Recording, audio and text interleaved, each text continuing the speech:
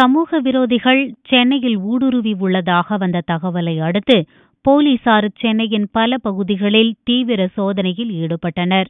தமிழகத்தில் அதிமுகவில் ஏற்பட்டுள்ள பிளவு காரணமாக அரசு நிர்வாகம் ஸ்தம்பித்திருக்கிறது. இந்நிலையில் சமூக விரோத செயல்கள் சென்னையில் நடைபெற வாய்ப்பிருப்பதாக போலீசாருக்கு தகவல் வந்ததாக கூறப்படுகிறது. இதனையடுத்து சென்னை போலீசார் உஷார் நிலைப்படுத்தப்பட்டுள்ளனர். தீவிர கண்காணிப்பு சோதனையில் போலீசார் ஈடுபட்டனர். திருவல்லிக்கேணி, ராயப்பேட்டை உள்ளிட்ட பகுதிகளில் அதிக அளவில் விடுதிகள் செயல்பட்டு வருகின்றன. இந்த விடுதிகளுக்கு இரவில் சென்ற போலீசார் அங்கு தங்கியிருப்பவர்களிடம் சோதனை நடத்தினார்கள். மேலும் சந்தேகத்திற்கு இடமானவர்களிடம் அடையாள அட்டை கேட்டு பரிசோதனை செய்தனர். இதனிடையே காவல்துறையினர் மேற்கொண்ட இந்த ஆய்வு குறித்து அனைத்து ஆய்வாளர்கள், துணை ஆணையர்கள் அறிக்கை தாக்கல் செய்ய கமிஷனர் ஜார்ஜ் உத்தரவிட்டுள்ளார்.